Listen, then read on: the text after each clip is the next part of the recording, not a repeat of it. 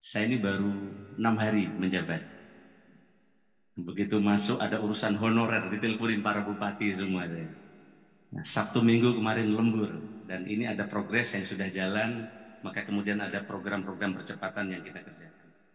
Marilah penyuluh agama Islam bersatu berdakwah bersama demi kebenaran, raih kebajikan, tegakkanlah amar ma'ruf nahi mungkar. Jadikanlah masyarakat Indonesia baldatun thayyibatun warahmah. Bismillah, alhamdulillah, wala hawla wala quwata illa billah. Allahumma sholli wa sallim ala sayyidina Muhammad amma ba'du. Yang kami hormati PLT Kepala BKN atau yang wakili, yang saya hormati para tamu undangan yang hari ini hadir, ada para gubernur hari ini, Pak Ridwan Kamil, Pak Gubernur Kalsel, Pak Gubernur Maluku, para Sekjen Maluku Utara. Para Sekjen hadir, saya lihat ini Pak Sekjen Kementerian PU dan Pak BPKP dan seluruh tamu undangan dari teman-teman instansi vertikal, para bupati dan para gubernur yang saya banggakan, teman-teman saya para bupati se-Indonesia, tepuk tangan buat mereka semua. Hadir hari ini saya bersama para deputi, para staf di Kementerian Pan-RB yang terkait dengan kegiatan ini. Saya ini baru 6 hari menjabat. Begitu masuk ada urusan honorer, diteleponin para bupati semua. Nah, Sabtu Minggu kemarin lembur, dan ini ada progres yang sudah jalan, maka kemudian ada program-program percepatan yang kita kerjakan. Para pejabat pimpinan tinggi media di lingkungan Kementerian Pan-RB, para pejabat pembina kepegawaian, pengelola kepegawaian instansi pusat dan daerah, teman-teman dari Kemendagri, dari Kementerian Kesehatan, Ibu dan saya hormati, alhamdulillah syukurlah kita bersyukur hari ini kita diberikan kesehatan, mudah-mudahan Bapak sekalian hari ini dan ke depan akan terus diberikan kesehatan dan sukses untuk mengemban tugas Bapak Ibu sekalian. Ibu Bapak yang saya hormati, tadi sudah disampaikan oleh Pak Bagja secara teknis, saya tentu tidak akan mengulang secara teknis lagi, nanti akan ada dialog pendalaman dari Bapak Ibu dan saudara sekalian yang saya hormati. Bapak sekalian, ini adalah slide yang ingin kami sampaikan pada kesempatan ini. Slide yang berikutnya adalah bahwa Indonesia ini adalah 4 besar ekonomi dunia di 2050. Bayangkan ini kita punya potensi yang dahsyat ke depan, dan mungkin bisa saja kita di 2 besar dunia, dan ini dari Bloomberg. Maka yang kita persiapkan bukan hanya sektor industrialisasi dalam negeri, tetapi yang harus kita persiapkan adalah pengelolaan SDM ASN kita yang handal, yang hebat, terukur, dan seterusnya, dan seterusnya. Arahan Bapak Presiden jelas. Beliau sering menyampaikan, birokrasi ini harus melayani, kata beliau ini. Birokrasi itu harus berdampak. Beliau sering menyampaikan, birokrasi ini bukan tumpukan kertas. Dan birokrasi ini harus lincah dan cepat. Oleh karena itu beliau mengapresiasi kepada para bupati dan kepala daerah yang inovasinya hebat untuk melayani rakyat. Tepuk tangan buat para gubernur, para bupati yang inovasinya luar biasa di berbagai kesempatan. Tadi saya diskusi dengan Pak Ridwan Kamil dan teman-teman sambil menunggu para bupati yang lain masih kena macet. Saya sampaikan ke depan inovasi yang hebat-hebat ini kita replikasi secara nasional. Sistem para bupati dan gubernur yang hebat, kenapa harus bikin satu-satu? Itu saja nanti kita lihat, kalau memang hebat nanti kita replikasi untuk keperluan. Ibu dan saya hormati, ada cita-cita besar untuk mewujudkan ASN kita ke depan. Bapak Ibu sering menyampaikan, competitiveness ASN kita masih rendah. Daya saing ASN kita masih jauh dari harapan. Disinilah begitu saya kemarin rapat dengan para deputi, saya bilang ini ada dilema-dilema para gubernur sekalian, Pak Gubernur Kalsel dan sebagainya. Ada cita-cita ideal, tapi ada kenyataan-kenyataan, gelembung-gelembung atau istilah Pak Menkes, lemak-lemak yang sering muncul. Di satu sisi untuk menuju birokrasi profesional berkelas dunia, itu cita-cita kita. Manajemen kesejahteraan tertata dengan baik. manajemen data yang presisi, reformasi birokrasi yang berdampak khususnya kepada program prioritas Presiden Bapak Joko Widodo. Ini cita-cita kita. Maka marah banyak orang ketika birokrasi kita tidak lincah. Ngeprint surat aja tidak bisa. Bikin surat aja susah. Dan seterusnya, dan seterusnya. Ini adalah gelembung-gelembung yang kita hadapi. Ini idealnya adalah kita ingin hebat ke depan. Tetapi kita juga ada tantangan-tantangan. Ada zona nyaman. Adanya takut perubahan. Ada keputusan-keputusan politik baik di nasional maupun tingkat lokal. Waduh Pak, saya ini baru terpilih. Ini banyak orang-orang yang berjasa belum masuk di honorer kami.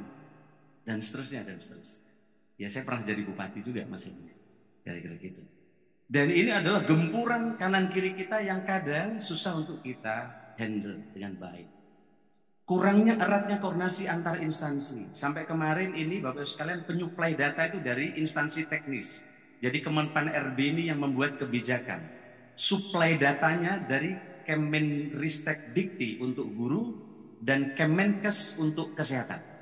Maka sampai kemarin untuk dan kegiatan itu datanya kita kemarin koordinasi dengan Menteri Kesehatan. Kita kemarin rapat di hari Minggu dan kemudian kita rumuskan ulang. Kita minta data validasi, terutama data-data untuk petugas kesehatan yang di garis terdepan pelayanan primer masyarakat kita. Yang kedua, sebagian konsep kerja birokrasi masih terjebak pada urusan, bukan program. Padahal Bapak Presiden punya program prioritas, tapi kita masih terjebak di urusan instansi, kementerian, lembaga masing-masing. Karena urusan, maka akhirnya bikin kegiatan di mana uangnya habis dalam urusan dan kegiatan yang kadang tidak nyambung di program prioritas Bapak Presiden. Oleh karena itu ke depan, sistem akuntabilitas kinerja pemerintah atau SAKIP yang sekarang sudah berjalan dan teman-teman di daerah berlomba bagaimana SAKIP, output outcome, logical framework program kita supaya nyambung. Ke depan akan disambungkan lagi dengan namanya SAKP, sistem akuntabilitas kinerja pemerintah, bukan lagi instansi. Dia menghubungkan antara program di KLPD dengan program pemerintah. Bapak sekalian saya hormati, Bapak Presiden punya visi misi. Inilah pegangan saya, pegangan kami. Beliau telah menetapkan bahwa SDM ini prioritas. 5 prioritas untuk visi misi Indonesia Maju. Ketika Pak Sekjen PU mendapatkan mandat untuk mengeksekusi visi misi infrastruktur, maka triliunan rupiah diberikan agar infrastruktur jalan kita tuntas. Maka kita akan sampaikan juga kepada Ibu Menteri Keuangan dan semuanya bahwa ketika Presiden visi misinya sekarang adalah nomor 1 membangun SDM. SDM yang kerja keras, kata beliau, dinamis, terampil dan menguasai tech, mengundang talenta global. Maka kita berharap ke depan, dan tentu Ibu Menteri sudah paham, bahwa arah orientasi anggaran kita salah satu yang terbesar mestinya juga untuk pengembangan SDM ini. Maka mestinya untuk urusan ASN terutama sektor dasar pendidikan dan kesehatan mestinya tuntas di tahun ini dan paling lambat tahun yang akan datang. Ibu saya hormati, inilah saya kira visi misi Bapak Presiden yang menjadi pegangan kami, pegangan saya di Kementerian Pan-RB. Lalu bagaimana arah model birokrasi kita di 2020-2024? Covid telah memberikan pelajaran mahal kepada kita. Betapa yang dulu tidak bisa menjadi bisa.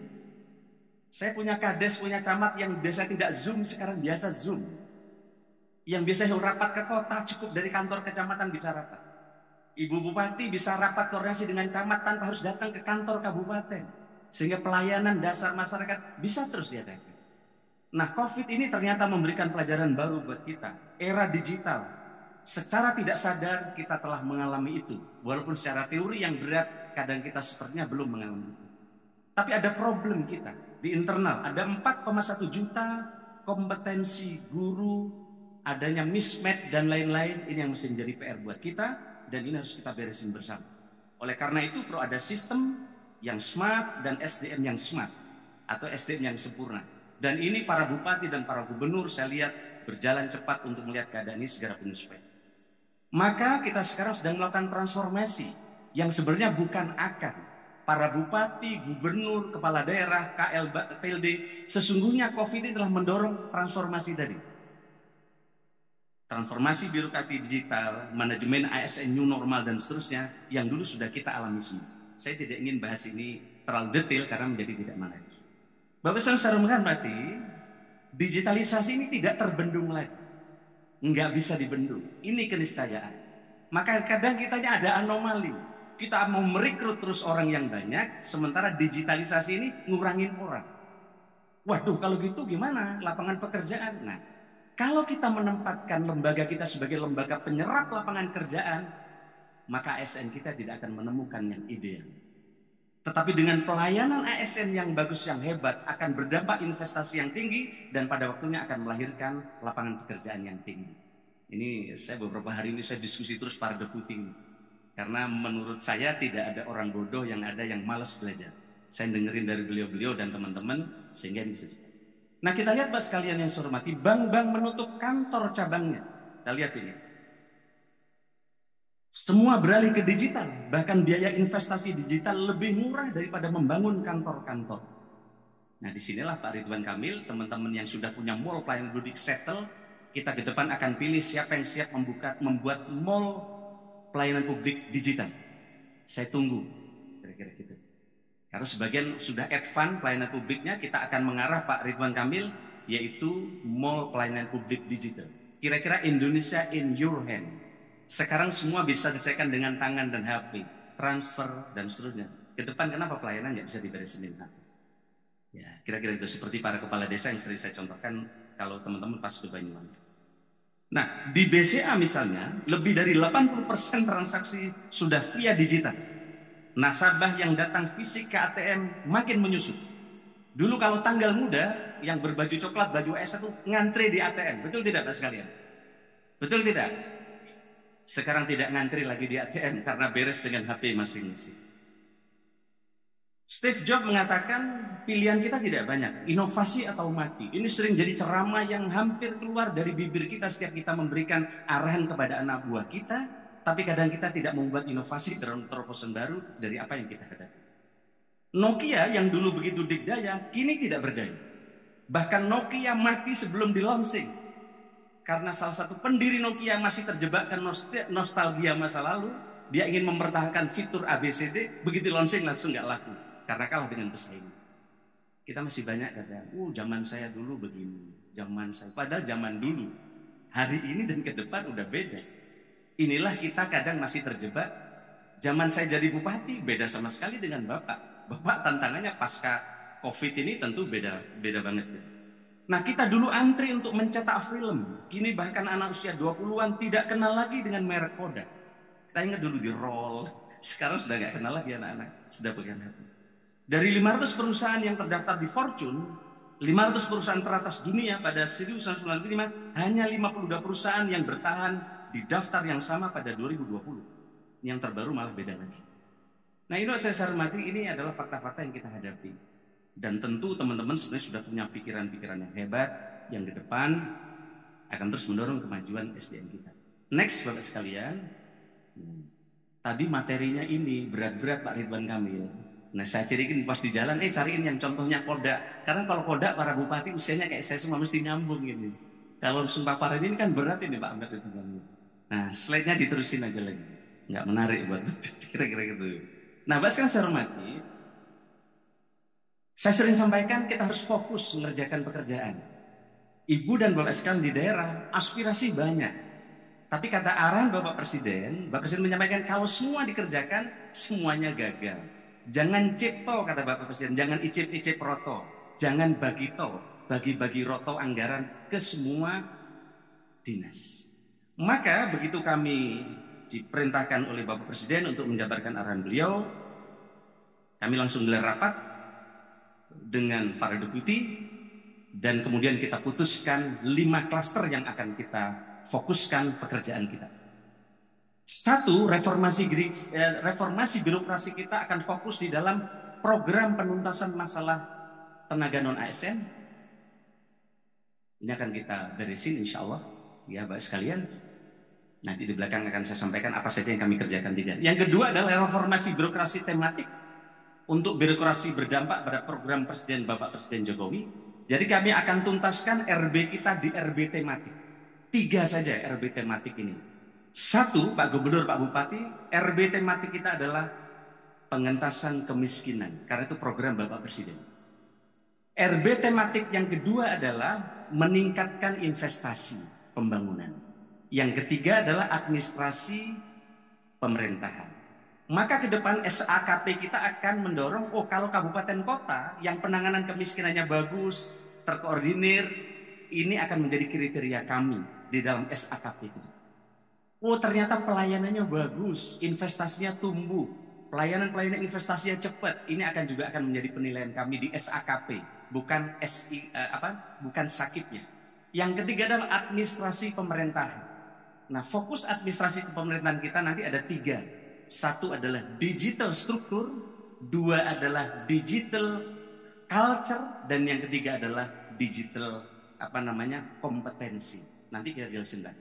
Yang ketiga, menuntaskan mall pelayanan publik se-Indonesia dan mengembangkan MPP digital. Ini arahan Bapak Presiden, makanya akan jadi fokus kami. Ke depan kita sedang rumuskan. Ini kemarin sudah dikunci oleh aturan undang-undang, tidak boleh ada honorer. Kita sedang cari aturan bagaimana bupati punya ruang tentu untuk mendukung kinerja masa beliau menjabat. Bahkan kemarin terpikir kalau ada mall pelayanan publiknya, dia boleh nambah sekian orang dan seterusnya. Ini sedang dikaji oleh kita. Yang keempat adalah mengintegrasikan kinerja pemerintah lewat sistem akuntabilitas kinerja pemerintah. Yang 5 adalah memperkuat birokrasi digital untuk pelayanan publik. Next, Bapak sekalian. Ini adalah tujuan pengadaan ASN, saya kira tidak perlu kami bacakan. Next. Ini adalah dasar hukum, next, saya kira tidak perlu. Nah, ini yang penting. Saya kira pertama ini perubahan pola kerja birokrasi ke depan harus berubah. Bapak tidak mungkin hanya menyelesaikan urusan di kantor. Bapak Ibu Bupati, saya lihat yang ada di Jakarta hari ini, siang ada rakor di kabupatennya, masih bisa jalan dengan Zoom. Saya lihat, dan ini berarti polanya udah berubah. Yang kedua adalah fokus pada pelayanan dasar, maka guru dan tenaga kesehatan akan jadi fokus kami. Kemarin kami ketemu teman-teman, Pak Menteri, kami ini punya SD, guru ASN-nya cuma 1, 15 orang honorer. Ini kalau formasinya tiba-tiba dibuka dari luar, yang 10 ini yang habis sudah lama akan kemasukan yang baru. Betul tidak Pak sekalian? Betul. Ini kita rumuskan supaya yang lama tidak tergusur yang baru, maka formasi yang lama kita beri kesempatan tidak berkompetisi dengan orang dari luar yang mungkin secara IT hebat tapi mereka minim pengabdian. Setuju nggak Pak sekalian ini? Ya, baik. Ini kemarin yang kami tangkap dan ini di 2002 sudah kita formulasikan. Karena itulah yang kami hadapi ketika jadi bupati, ada tantangan masalah yang cukup berat, salah satunya seperti itu. Yang kedua, keberpihakan kepada ex-THK yang kami maksud tadi. Kebutuhan dapat dialokasikan bagi THK 2 yang memenuhi persyaratan. Tentu harus memenuhi syarat ya, memenuhi syarat. Kira-kira begitu.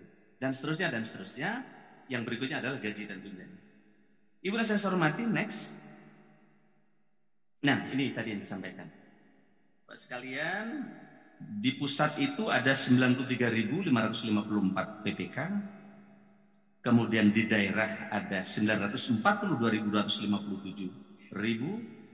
Dan ini adalah formasi-formasi yang akan menjadi prioritas.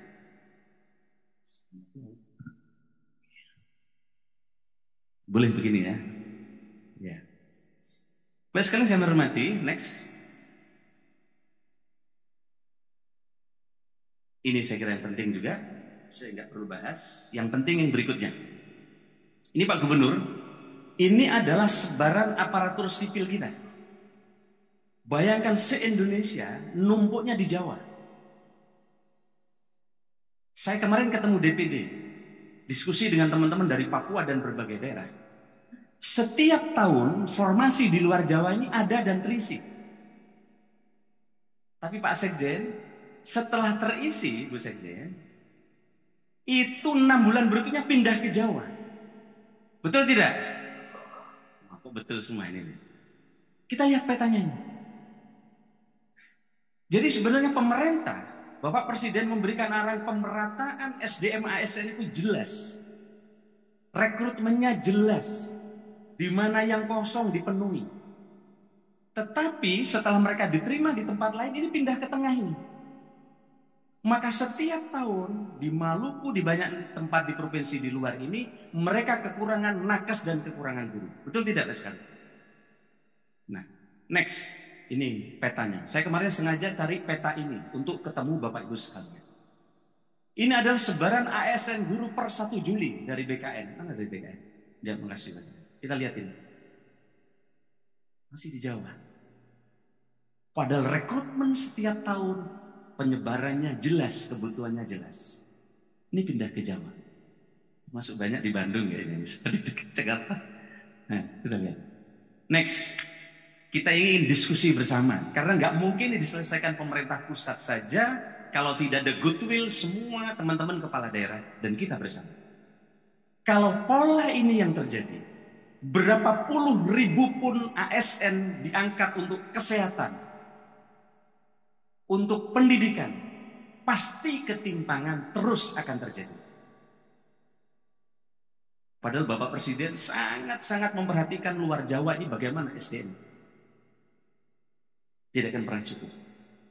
Jadi masalahnya bukan hanya kekurangan, tapi penyebaran. Setuju Pak sekalian ya? Nah, next. Terus sebelum ini kembalikan lagi.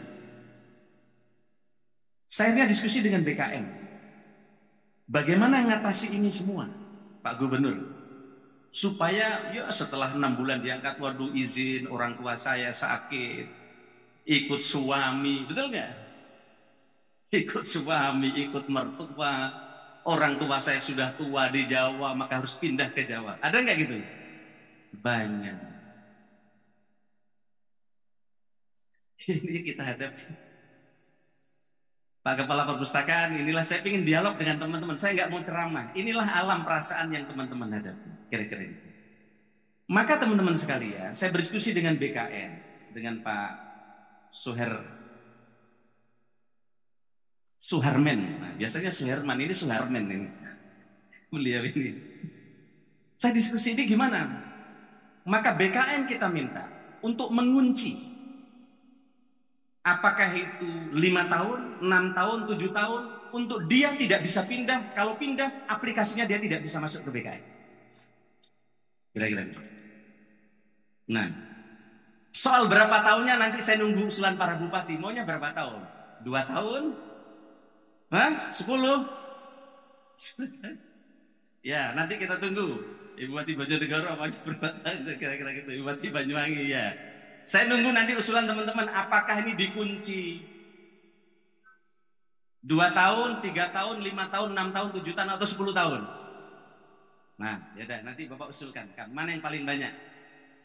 Dengan sistem dikunci, maka rasa tidak enak bupati menolak orang yang mau pindah, itu menjadi Pak tepuk tangan semua. Merasakan tekanan yang sama ya. Bapak sekalian, kalau ini insya Allah saya akan ambil keputusan dalam beberapa hari bersama BKN. Mereka yang akan masuk menjadi ASN di tempat bagus harus melakukan perjanjian. Dan mereka siap tidak pindah dalam kurun waktu tertentu yang telah disepakati. Gitu ya. Dan bukan hanya ini saja, ini harus dibikin lewat sistem. Kenapa? Oke. Jadi nanti mereka tidak bisa ngeklik. Jadi aplikasinya tidak masuk, tunjangannya tidak bisa diklik dan seterusnya dan seterusnya. Gitu ya? Oke. Saya nanti nunggu respon dari Bapak Ibu sekalian supaya ke depan keputusan Bapak Presiden yang hebat memeratakan tenaga SDM di seluruh Indonesia tidak kemudian memunculkan masalah karena setelah itu mereka pindah ke Jawa. Pas saya hormati, next. Nah ini petanya Bapak sekalian. Kita lihat ini ya. Masih menumpuk di kota-kota besar. Sulawesi Selatan juga numpuk di kota. Kita lihat ya. Begitu juga di tempat-tempat lain. Kita masih numpuk di perkotaan. Next. Sama ini. Kita lihat petanya. Nah, kita lihat angka-angkanya. Next. Nah, kemarin saya ketemu hari Minggu, saya telepon dengan ketua asosiasi, saya minta usulan-usulannya dikirim ke kami. Segera saya minta petakan ke Pak Bagja tadi. Dan para deputi bekerja keras 1 minggu untuk memetakan masalahnya apa.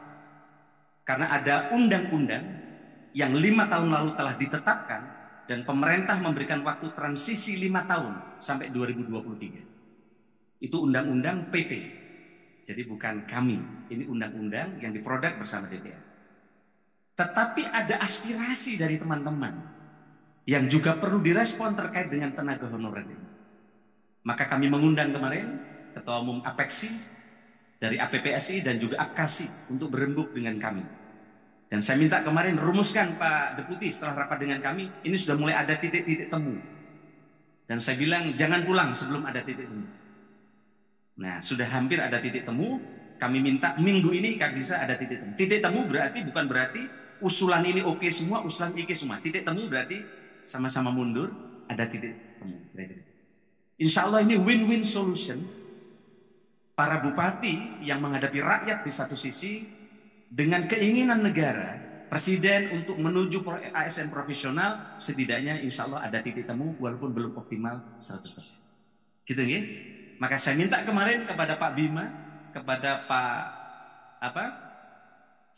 Ketua Umum APKASI, Pak Sultan Rizka, tolong bantu jelaskan teman-teman APKASI ke bawah buat Zoom apa yang telah kita bahas. Pak Bima juga sama, Pak Bima punya rekomendasi, sampaikan juga ke bawah. Kira-kira gitu.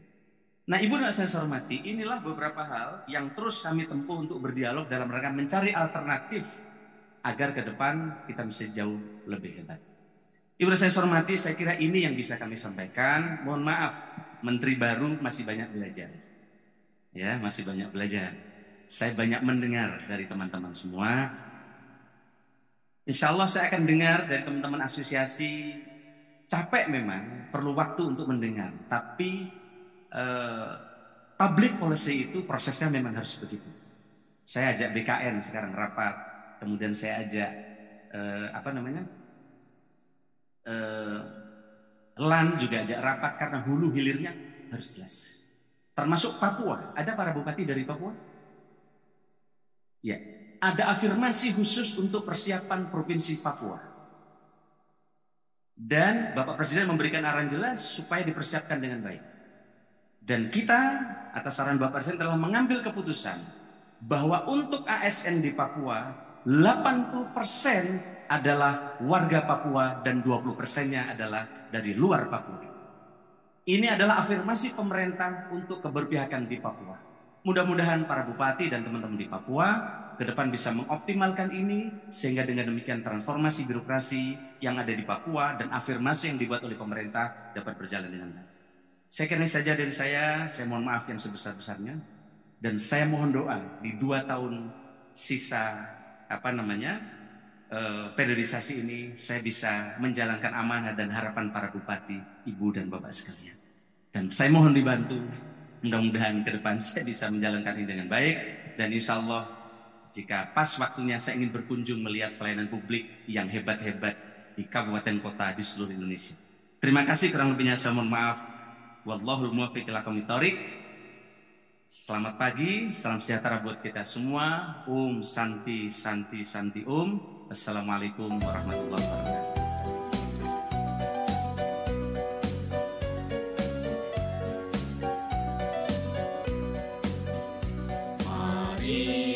Penyuluh agama Islam bersatu berjuang bersama berdasarkan Al-Quran dan tuntunan sunnah membimbing umat untuk